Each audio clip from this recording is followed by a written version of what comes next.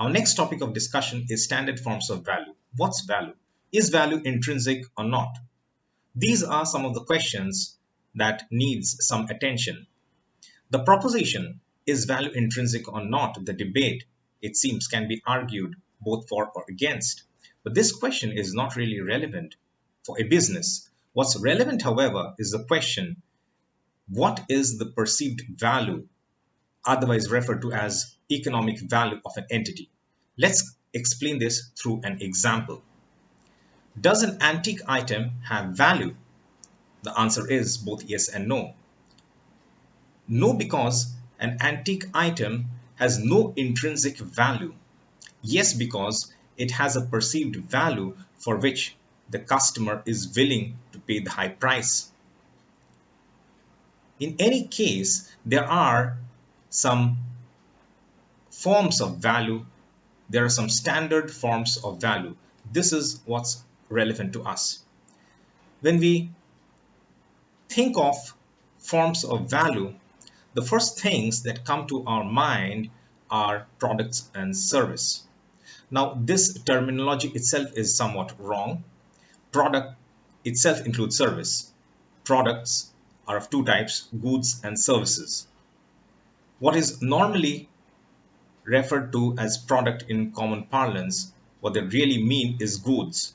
So the first things that comes to our mind is goods and service. As I said, sometimes the goods is referred to as products, which is somewhat wrong because products itself is divided into two parts, goods and service. In any case, there are some forms of value, there are some standard forms of value, and it's important for us to explore the different forms of value. This is what gives us business opportunities, different aspects through which a business can be transacted, and the different business opportunities that arise from these forms of value. Because products and services, goods and services are not the only forms of business transactions. If this we keep in mind, it gives a whole lot of scope to us to think of business opportunities, to explore business opportunities.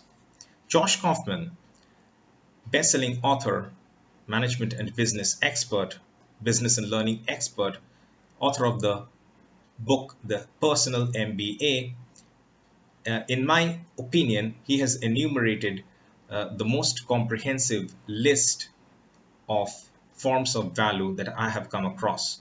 He has listed 12 standard forms of value. According to me, according to my research, there are more. In fact, it's possible that I may have missed some myself, but there are more forms of value than 12. As I've said, that it's also possible that I may have missed, but according to my research, there are 21 standard forms of value. These are goods, commodity, service, events, experiences, persons, places, properties, organizations, information, ideas, shared resource, subscription, resale, lease, agency, audience aggregation, loan, option, insurance, and capital. Let's explore these standard forms of value.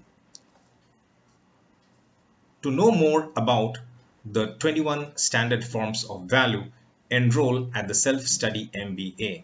To know more about management, business, marketing, and or other specializations, MBA specializations, visit our website, the Self-Study MBA website, selfstudymba.com.